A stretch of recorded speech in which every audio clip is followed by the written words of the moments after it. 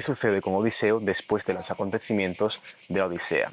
En la propia Odisea, cuando Odiseo acude al infierno a visitar al divino Tiresias, este le dice que cuando regrese a Ítaca, al poco tendrá que volver a partir en otro viaje, esta vez tierra adentro, hasta encontrar un pueblo que nunca ha visto el mar, y llevar allí un remo y realizar una serie de rituales para hacer las paces con el dios Poseidón, el dios del mar. Hay muchas secuelas de la Odisea, todas ellas posteriores a Homero, por supuesto, pero en todas ellas el héroe Odiseo, tan empeñado durante 10 años en volver a su casa, en volver a Ítaca, la abandona muy pronto para embarcarse en nuevas misiones. Podríamos pensar que una vez que Odiseo llegase a Ítaca, se quedaría con su mujer y su hijo disfrutando de la tranquilidad y la estabilidad que eso le daría. Y sin embargo, ya en la Odisea se nos hace mención a ese supuesto viaje por tierra que no nos ha llegado y que Odiseo tendría que llevar a cabo una vez que llegase a Ítaca. Cuando vi Ítaca por primera vez, que es eso que tenéis ahí detrás, me pregunté dos cosas. La primera es, ¿qué habría pensado o sentido Odiseo la primera vez que ve Ítaca después de tantos años y ya regresar a su casa? Y la segunda fue cuál era mi propia Ítaca personal, cuál era el punto hacia el que yo dirijo todos mis esfuerzos, la idea, ese anhelo hacia el que quiero llegar, qué será de mí, qué será de mi voluntad y de mi deseo cuando por fin consigo todo lo que quiero. Igual que todo ser humano, creo que fue eso lo que se preguntó Odiseo cuando por fin llegó a Ítaca. Y una pregunta todavía más honda, ¿es posible encontrar un hogar en el que establecerse permanentemente, un hogar en el que podamos ser por fin y para siempre nosotros mismos, o más bien somos criaturas constituidas por el deseo y eso es lo que nos hace movernos por el mundo y lo que nos hace ser seres humanos? La Odisea respondió a esto hace 3000 años porque Odiseo, el ser humano por excelencia, podría haber escogido quedarse en la isla de la diosa Calipso, el hogar eterno, el hogar cálido y acogedor, y en cambio eligió echarse de nuevo a la mar, corriendo el riesgo de naufragar, de sufrir, porque quería volver a su casa, aún sabiendo que ni siquiera volver a Ítaca cumpliría su deseo más íntimo como ser humano, el del ansia contradictoria e inabarcable de inmortalidad.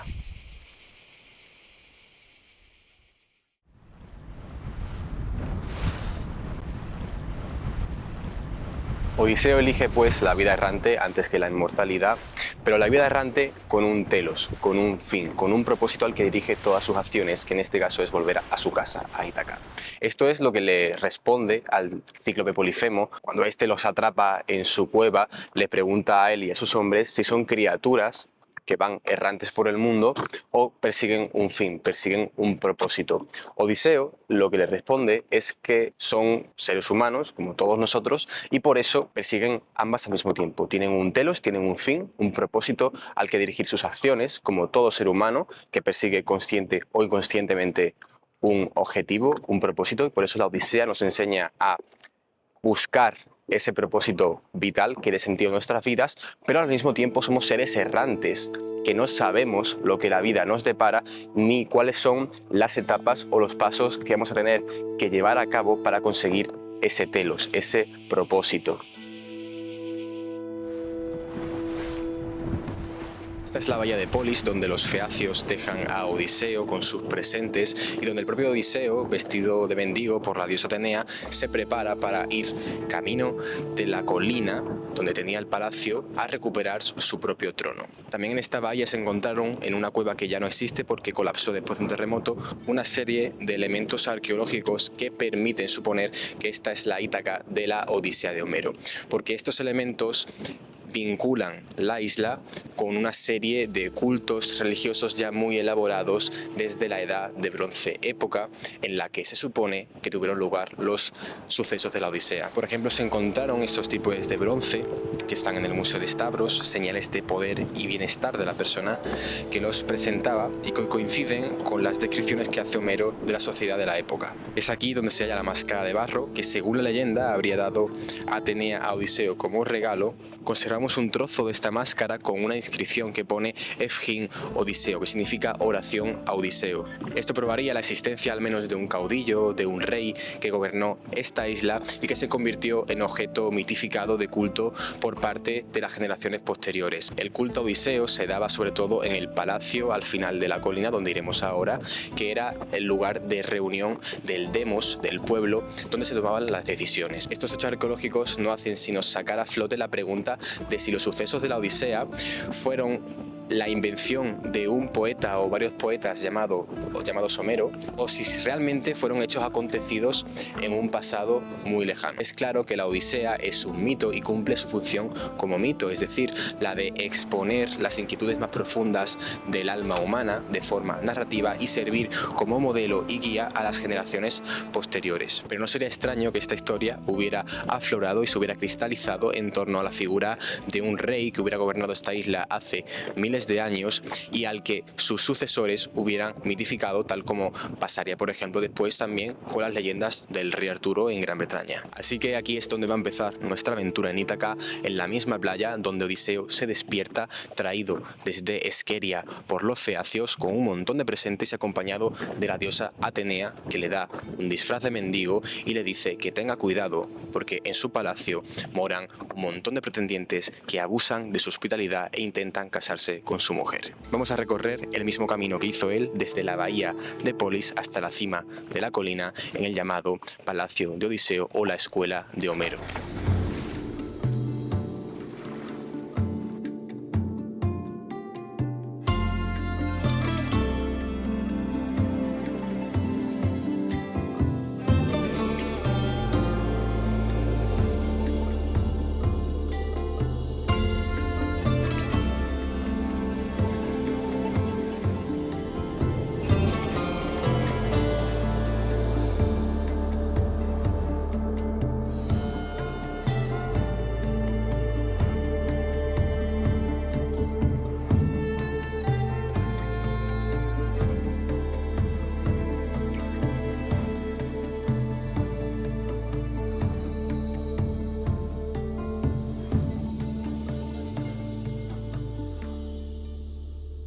Nuestro plan original era coger un quad, un coche, lo que sea, algún medio de transporte para ir hasta Stavros, pero no había ni quad, ni coche, ni moto, lo que había era una bici. Pues nada, tenemos que ir andando a 45 grados a las 12 de la mañana. Y bueno, eso que veis allí, eso que se ve ahí arriba, es donde tenemos que ir.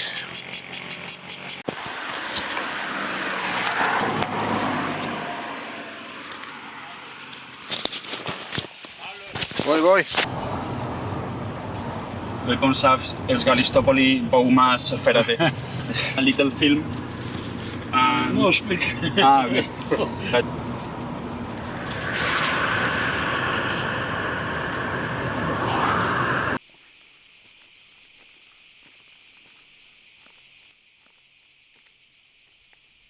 Este es el supuesto Palacio de Odiseo. Un edificio construido en varias terrazas en la Edad del Bronce, en Ítaca, la edad donde se supone que tendrían lugar los eventos de la Odisea. Además coincide tanto geográficamente como en su descripción bastante bien con cómo describe Homero el palacio de Odiseo en la Odisea. Ahora mismo estoy en la planta baja, donde en teoría estarían los pretendientes, mientras que en la planta superior tendría sus estancias Penélope, donde tejería por el día y destejería por la noche su famoso sudario para retrasar lo máximo posible el día en que tuviera que casarse con uno de los pretendientes. De acuerdo con la historia, por esa escalera de ahí atrás habría bajado Penélope por fin cargando con el famoso arco de Odiseo para ofrecerles a los pretendientes la posibilidad de casarse con ella si alguno de ellos era capaz de tensar el arco de su marido. Lo que no sabe Penélope es que entre esos mismos pretendientes que la esperaban aquí abajo estaba disfrazado de mendigo su propio marido, Odiseo, que sufriendo las humillaciones de los pretendientes aguarda pacientemente su turno hasta que se desvela tal cual como Odiseo y se produce la matanza de los pretendientes. Si Penélope decide someter a los pretendientes a la prueba del arco es porque en esta sociedad más que en ninguna la identidad de un hombre, la identidad de un héroe no se medía por sus palabras sino por las hazañas que él en su historia única e irrepetible había sido capaz de hacer. Forzada a tener que casarse casarse, Penélope no se resigna simplemente a elegir al mejor pretendiente, sino que condiciona el lugar que había ocupado Odiseo a hacer aquello que solo Odiseo podía hacer, tensar su famoso arco. Y aquí esta matanza no es un acto desmedido, un acto de ibris, sino el derecho divino que tiene Odiseo para vengarse, para repartir justicia con aquellos que han estado abusando de la ley de la hospitalidad en su propio palacio durante muchos años. Hace mucha calor aquí en Grecia, pero he subido a la segunda planta del Palacio de Odiseo, donde en teoría habrían estado las estancias de Penélope y Odiseo. Vamos a fingir, aunque solo sea para este vídeo, que este pequeño habitáculo en el que estoy hubiera sido, que bien podría haber sido, la estancia, la alcoba de Penélope y Odiseo. Y hay que imaginarse un detalle muy importante aquí. Cuando Odiseo se casa con Penélope, para la alcoba elige un sitio donde hay un olivo que crece del suelo, y utiliza ese olivo, lo tala, lo prepara para hacer su cama. Alrededor de ese olivo forma su alcoba. Entonces, cuando por fin Penélope y Odiseo se reencuentran, imaginaos 20 años sin ver a tu esposo o a tu esposa, Penélope todavía no se lo termina de creer, no se termina de creer que esa persona es Odiseo, y por tanto lo somete a una última prueba. Le pide a una de sus siervas que por favor muevan la cama de sitio. A lo que Odiseo, cuando lo escucha, se enfada porque dice: ¿quién ha movido mi alcoba de sitio si eso era imposible? Porque estaba construida alrededor de la pata de un olivo. Eso era algo que solo Odiseo podría haber sabido, y entonces ya es cuando Penélope acepta que esa persona es su marido y se reencuentra con él. Your past will be my past.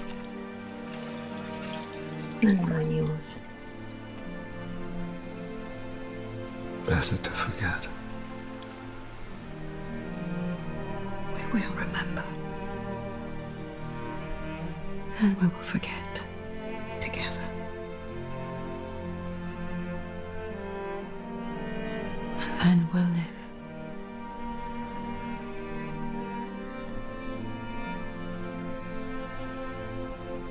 And we'll grow old. Friends again. Together. ¿Por qué le ha reconocido Penélope a Odiseo? Y leo, dice: pues tenemos señales secretas para los demás que solo nosotros dos conocemos, ¿no? Esa intimidad que hay entre los dos, ese amor que se expresa en esa intimidad.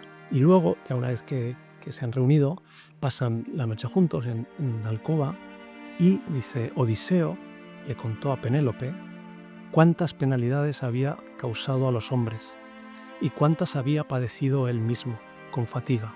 Aquí viene lo interesante. Penélope gozaba escuchándole, y el sueño no cayó sobre sus párpados hasta que le contara todo. Me parece que no hay mayor expresión de intimidad, de compartir el amor, que ese deseo de escuchar todo lo que el otro ha vivido durante tanto tiempo, hasta que amanezca, hasta que haga falta, ¿no? sin esperar ni un minuto más, ¿no?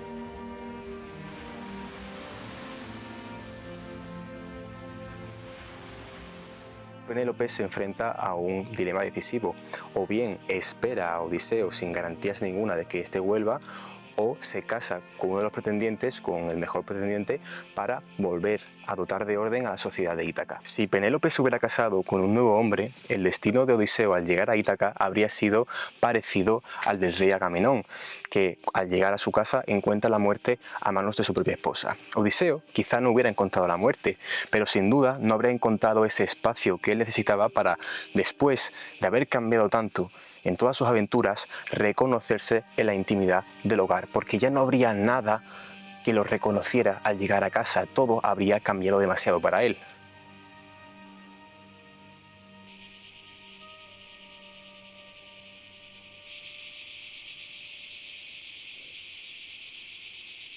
Una vez que ya se ha restablecido como rey de Ítaca, que se ha encontrado con su hijo y con su mujer, ¿qué pasa con Odiseo? ¿Qué debe hacer ahora el gran héroe?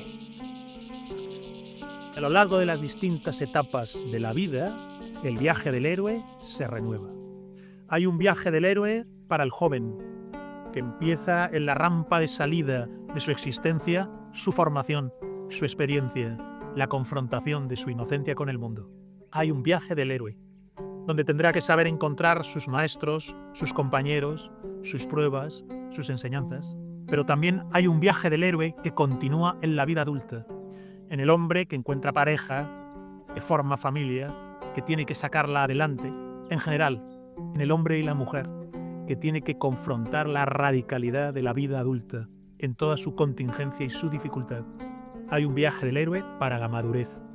Pero es que también hay un viaje del héroe para el otoño de la vida, cuando miras hacia adelante y con el paso de los años sabes que tienes más pasado que futuro y que se acerca ya el otoño y el invierno de tu propia existencia. El viaje del héroe es el viaje de la vida porque es el argumento propio de conseguir que la existencia humana no sea una existencia inane, en ignorancia y en inconsciencia, sino sea una existencia llamada a un despertar de la plenitud, el autoconocimiento, el descubrimiento de tu esencia profunda y su actualización y plasmación en tu propia vida, desde las más pequeñas cosas de la vida cotidiana hasta los más grandes propósitos.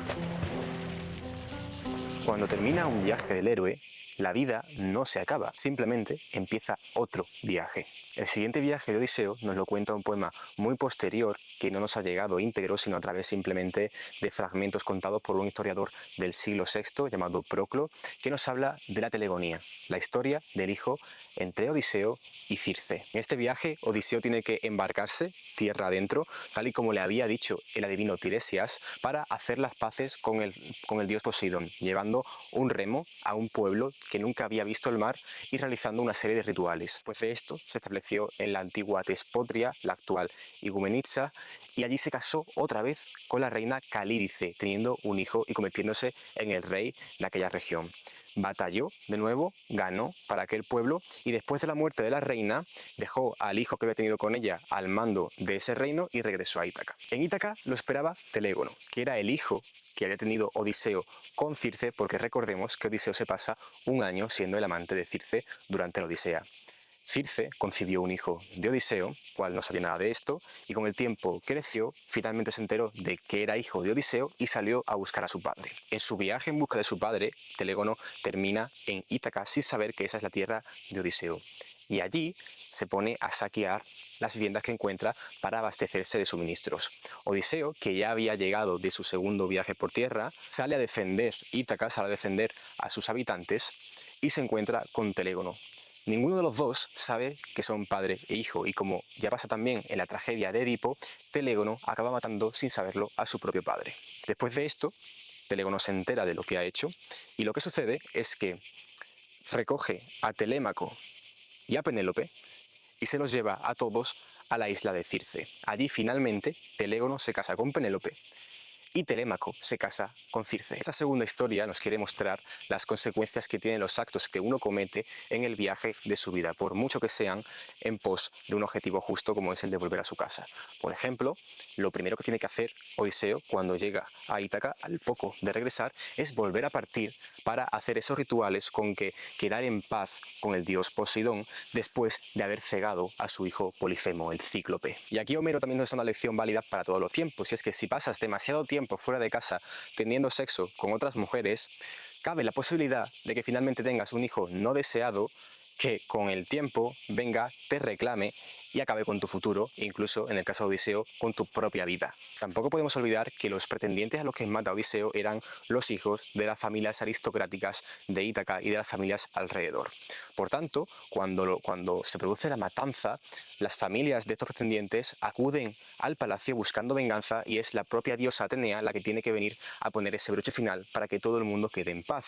Pero en la práctica podría darse el caso de que esas familias reunidas se hubieran vuelto contra el rey Odiseo y lo hubieran obligado literalmente a exiliarse de Ítaca, a tener que irse a otro reino, casarse con otra mujer, y eso explicaría este segundo relato de la telegonía, de por qué Odiseo tan rápidamente abandona Ítaca y se va a otro reino a formar otra familia. El viaje del héroe de Odiseo es una advertencia de cómo manejarnos en nuestro propio viaje, porque sí, Odiseo tiene que salir de casa, batallar, pasar por todas esas aventuras, por todos esos éxitos y también errores que sin duda le sirven para desarrollar su personalidad y desarrollar su psicología, pero eso no quiere decir que esos errores no tengan consecuencias en el presente, una vez que se ha logrado lo que se quería lograr. Porque claro, los errores nos sirven para aprender, pero eso no quiere decir que no tengan consecuencias. Y por ejemplo, cuando Odiseo usa su astucia para salir vivo con sus hombres de la cueva de Polifemo, podría simplemente haberlo dejado ahí, pero no. Él tuvo que decirle a Polifemo quién era Odiseo, el rey de Ítaca, porque necesitaba que el monstruo lo reconociera como tal. Había cometido una hazaña y necesitaba que la persona a la que había vencido, su enemigo, supiera quién le había ganado. Y ese es el error crucial que le va a hacer a Odiseo perder tantos hombres de camino a Ítaca, naufragar tanto y tardar tantos años en volver a su casa. Por otra parte, Odiseo pasa un año en la isla de Circe, de la que seguro que aprende muchísimas cosas, porque al fin y al cabo, en la psicología de Joseph Campbell, por ejemplo, Circe representaría en el viaje del héroe el encuentro con la diosa. En términos junguianos, el encuentro del hombre con su ánima, es decir, con aquellos aspectos sobrenaturales, o más bien esas fuerzas que no puede controlar y que tiene que integrar dentro de sí antes de cumplir su propósito, antes de regresar a su casa, para así poder completarse como persona e integrar todos los aspectos profundos de su personalidad. Es la reconciliación del héroe consigo mismo y con el mundo antes de poder seguir su camino hacia casa.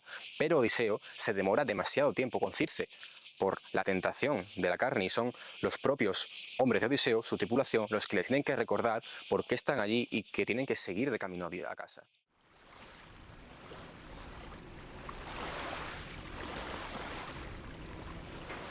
Odisea nos plantea dicotomía entre esos seres que tienden más hacia la interioridad, hacia la familia, los amigos, el hogar, buscar relaciones profundas en las que poder reconocerse y establecer vínculos, y aquellos otros seres que buscan más bien la exterioridad, vivir aventuras con la que poder desarrollar las diferentes facetas de su personalidad. Todas las personas compartimos estas dos facetas de tender al interior y tender al exterior, porque ambas son necesarias. Una persona que se queda para siempre en su hogar nunca va a poder desarrollar las facetas de su personalidad. Igual una persona que no deja de vivir una aventura tras otra jamás tendrá el reconocimiento y la tranquilidad suficiente como para poner orden a su vida, y acabará en un ciclo de autodestrucción porque jamás será capaz de comprenderse a sí misma. En el caso de Odiseo estamos ante un individuo que, sin haber elegido las aventuras, las peripecias que ha tenido que vivir, no duda en aprovecharlas para desarrollarse como persona, a pesar de que su anhelo, su deseo es el de la interioridad, el de volver a casa para tener ese círculo en el que se pueda reconocer. Por eso Odiseo es el héroe que nos representa a todos, porque une de forma muy humana esas dos facetas, la de ese deseo íntimo de todos los seres humanos de tener un sitio donde nos reconozcan, donde podamos ser nosotros mismos con esa ilusión de eternidad, y al mismo tiempo el aprovechar esas aventuras que nos van pasando a lo largo de la vida, que nos dan experiencia, una experiencia que resulta en el botín que tú llevas a tu casa para mejorarla y para mejorar tu relación con las personas que fundamentalmente te importan. Las pruebas a las que se enfrenta Odiseo, Polifemo, Circe, las sirenas, bajar al Hades, son pruebas en las que siempre va detrás del conocimiento. Porque ¿qué es lo que saca Odiseo del Hades? Odiseo saca del Hades el conocimiento de la gente que ha muerto. ¿Qué es lo que hace Odiseo cuando ve a las sirenas? Podría haberse puesto cera en los oídos, pero él elige que lo aten al mástil porque quiere saber qué es lo que le dicen las sirenas para hacerse más sabio. Todo ello para adquirir ese conocimiento valioso con el que luego en el hogar, ante las personas que nos importan, adquirir el reconocimiento de ellas. Como Odiseo, yo también me considero una persona que tiende a ese hogar. Desde pequeño he tenido muy clara esa idea, o ese ideal mejor dicho, de una familia, de un hogar, querer vivir aventuras, ser escritor. Y por eso Odiseo es o ha sido siempre mi héroe favorito. Como Odiseo y como todos vosotros, a lo largo de mi vida no he hecho más que pasar de un acierto en otro, de un error en otro, que me han ido acercando a ese ideal que yo tenía desde niño para vivir mi vida. A veces la experiencia y mis propias decisiones me han alejado de esas ideas, de esas Ítacas, otras veces me han acercado, pero en definitiva la experiencia, mi propio viaje del héroe, lo único que ha hecho ha sido materializar esas Ítacas, esos sueños, esos ideales que he tenido desde niño, de la única forma en la que el mundo las puede manifestar. Porque de esa Ítaca de la que no logré desembarazarme cuando era niño, de esos sueños de ser escritor, de tener una familia, de tener un hogar.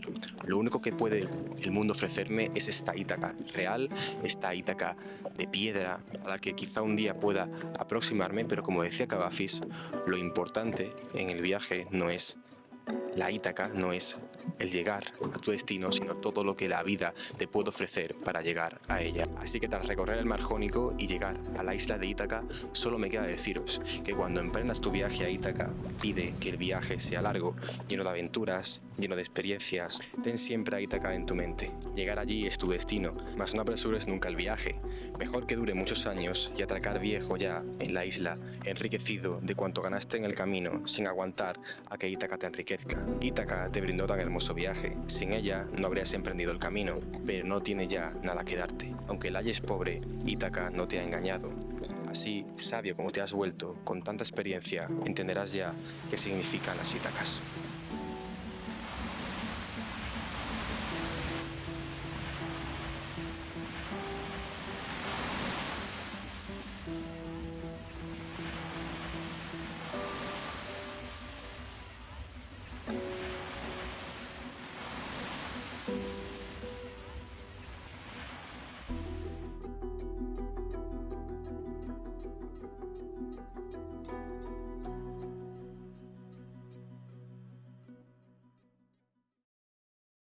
Fundido a negro, fundido a negro.